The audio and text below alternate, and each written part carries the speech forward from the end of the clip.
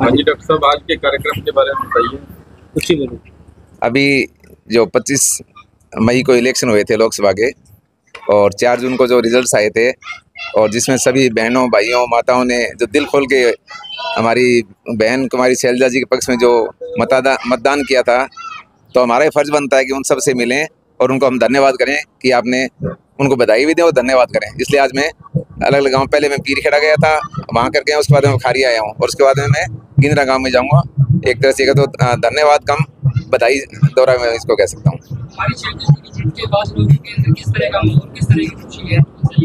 घर में जैसे कोई फंक्शन होता है ना, घर में कोई बच्चा हो गया हो या कोई शादी ब्याह का समारोह, खुश होते हैं सभी, उसी तरह से खुश हैं। खारिया गांव डॉक्टर साहब इनेलो का गढ़ रहा है, लेकिन पहली बार यहाँ से कांग्रेस पार्टी ने जीत करी है इस चुनाव के अंदर। खारिया में मेरे ख्याल से कम भी 10 या 12 बार पिछले 6 महीने में चक्कर लगा चुका हूँ, जिसमें 4 दिन तो मैं लगातार यहाँ घुमा था। लगभग ये मानो कि डोर टू डोर सारी मार्केट में सारी की थी।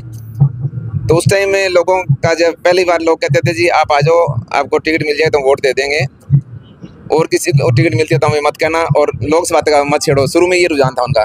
धीरे धीरे रुझान बदलते बदलते जनवरी में लोग इक्का दुक्का कहने लगे थे अगर शैलजा बन जाए तो हम उनको वोट दे देंगे। फरवरी में थोड़ा बढ़िया, मार्च में जैसे इलेक्शन डिक्लेयर हुए और तंवर साहब जो कैंडिडेट डिक्लेयर हुए, तो 10 में से 10 लोग कहने लगे थे कि शैलजा बहन जी को आप ले आओ, हम वोट दे देंगे। और जब टाइम नज़दीक आ गया तो इवन बीजेपी वाले कहने लगे थे कि आप शैलजा बहन जी को ले आओ, हम वोट दे देंगे। और शैलजा बहन जी आने के बाद में तो वो जो आंधी थी वो तूफाने में बदल गई, और आप देख रहे हो रिजल्ट आपके सामने है। ये जीत नूं लेके आने वाले समय ਜਿਹੜਾ विधानसभा ਦਾ किस तरह देख रहे हो? देखो, ये जीत एक ऐतिहासिक जीत है, लेकिन मैं ये सोच रहा हूँ कि लोकसभा इलेक्शन में जो वोटिंग है वो एक अलग तरह से, क्यों उसमें बीजेपी और कांग्रेस दो ही पक्ष थे, लेकिन विधानसभा में सोच रहा हूँ 3 या 4 पक्ष होंगे, तो हमारे लिए थोड़ा सा ज़्यादा मेहनत करनी पड़ेगी। सब भाइयों को नए सिरे से जोड़ना, आगे बढ़ाना, और उनको दिलासा दिलाना कि भैया हम आपके साथ हैं, हम कोई नेता नहीं है, हम आपके बीच में से हैं और आपके लिए हम आगे बढ़ रहे हैं। आप हमें जितना मजबूत करो, हम उतनी मजबूती से आपकी आवाज़ को बुलंद करेंगे। 400 पार का नारा दिया था उसको। देखो, जब सिरसा हरियाणा में इन्होंने 75 पार का नारा दिया था, वो एक उनके ट्रो में मन था कि हमारी सरकार आएगी नहीं आएगी, तो 75 पार का नारा दिया, उससे क्या हुआ, ये 40 के आसपास रह गए। ऐसे जब इन्होंने 400 पार का नारा दिया था, तो उस दिन मैंने कह दिया था 400 पार का नारा डरे हुए हैं ये, और ये 250 पार भी नहीं करते, और देख लो आपके सामने रिजल्ट है। जसपा पार्टी पूरे हरियाणा में 2 लाख का आंकड़ा भी पार नहीं कर पाई। देखो, जसपा जो आई थी ना सत्ता में, वो एक बाई चांस था। वो कैसे था कि जसपा के कैंडिडेट्स कम थे, जिन लोगों को कांग्रेस की टिकट नहीं मिली थी वो पलटा मार के उनके पास आए थे, और उन्होंने 5 वो थे, 3 या 4 और ऐसे मिलकर उन्होंने बनाया था। फिर इन्होंने जो काम किया उससे लोग संतुष्ट नहीं थे, खासकर जो किसान आंदोलन था वो बड़ा एक मुद्दा था।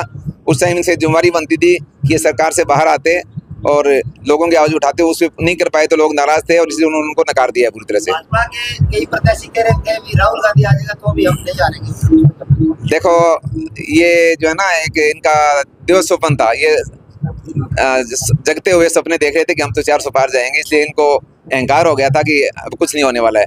लेकिन मैं देख रहा हूँ कि पिछले कुछ टाइम से, जब से भारत जोड़ो यात्रा हुई थी या न्याय यात्रा हुई थी, उसके बाद से राहुल गांधी, वो पहले वाला राहुल गांधी नहीं है, वो मैच्योर हो गए हैं और उन्होंने बहुत बढ़िया एक डिसीजन लिया है। और ये ना 5 न्याय और 25 क्या नाम वो है उनकी, वो जो इसी का देन है, वो कि जो यात्रा की थी उन्होंने, न्याय यात्रा की थी, उसकी वजह से उनको होता।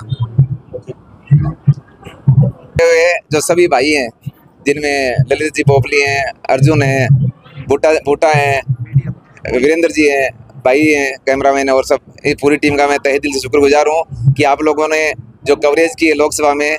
उम्मीद करता हूँ आने वाले टाइम में भी आप इसको एक पॉजिटिव वे में, और आम जो लोगों के मुद्दे हैं वो हमारे तक पहुँचाना, और हमारे जो मुद्दे हैं वो आम लोगों तक पहुँचाने का आप प्रयास रखेंगे, सार्थक प्रयास रखेंगे। और मैं आपको विश्वास दिलाता हूँ, अगर मेरे को आगे बढ़ने का मौका मिलता है तो मैं राजनीति का वो स्वरूप दूंगा जिसकी अपनी कल्पना करते हैं।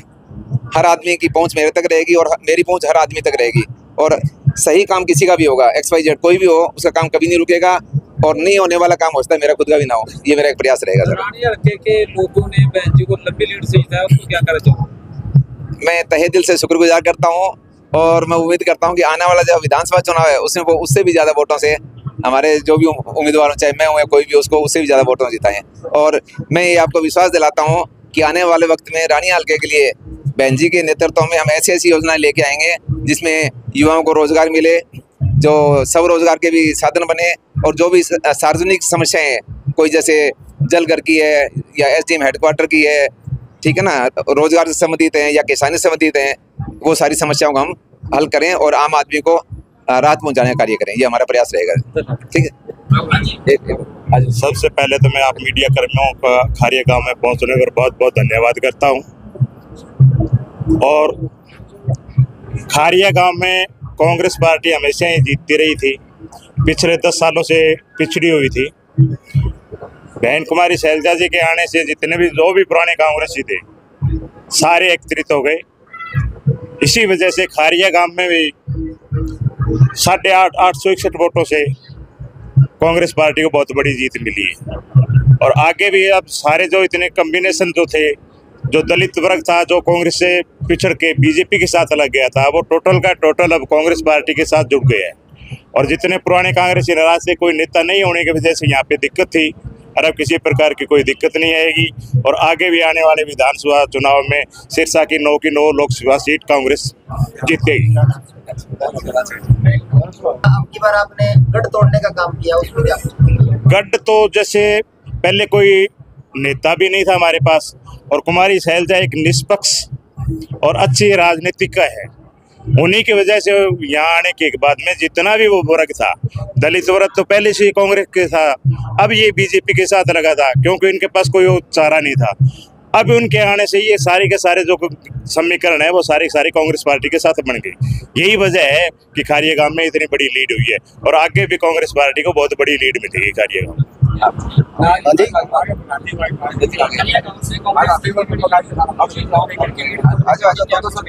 देखो, उसमें सभी ग्रामवासियों का, विशेषकर डॉक्टर YK चौधरी जी की मेहनत, खारिया गांव के वर्करों की खूब सारी मेहनत, उसकी वजह से कांग्रेस को इतनी बड़ी लीड मिली है।